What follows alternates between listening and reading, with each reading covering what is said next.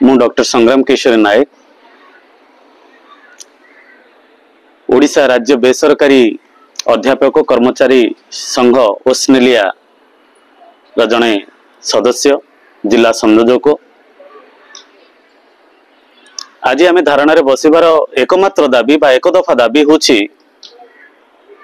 2008 रु 2018 शिक्षा अग्रगामी जिला एवं 2010 रु 2020 शिक्षा पछरे पड़िथिबा जिला मध्य परिचालना कमिटी द्वारा नियुक्त समस्त अध्यापक अध्यापिका कर्मचारी को अनुदान परिसरभुक्त करवा। सरकार को पाखरे आमे विभिन्न स्तर रे विभिन्न पर्याय रे सरकार सहित आमे आलोचना करिछु, किंतु आलोचनाटी र सुफल आमको सेमिति किछि मिली नाही। ए पर्यंत सुधा विभिन्न पर्याय रे आलोचना करिसले सुधा केवल गोटे मात्र प्रतिश्रुति मिली। प्रतिश्रुति प्रतिश्रुति प्रतिश्रुति फलस्वरूप प्रतारणा प्रतारणा प्रतारणा। विगत दिन रे आम जदि देखिबा आज को 2008 एवं 10 पर्यंत ग्रांटिनेड एक्सटेंशन करा जायछि, अनुदान परिसरभुक्त करा जायछि। द कॉलेज ओपन और द सब्जेक्ट ओपन और the employees appointed between that period. एटा होछि 2014 ऑर्डर।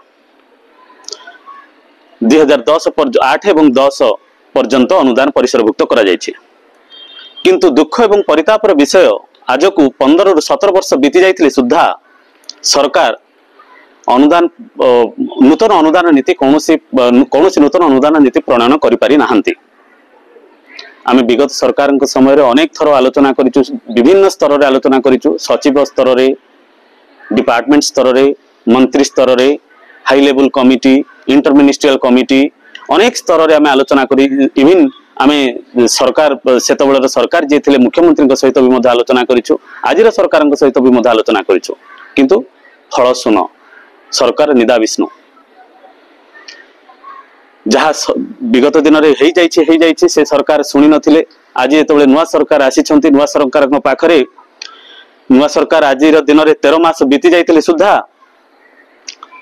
ये जो जनशुणाणी प्रकोष्ठ करुछंती सरकार लोकंकर सुख दुखर साथी बोली कहउछंती, डिंडिब पिटुछंती।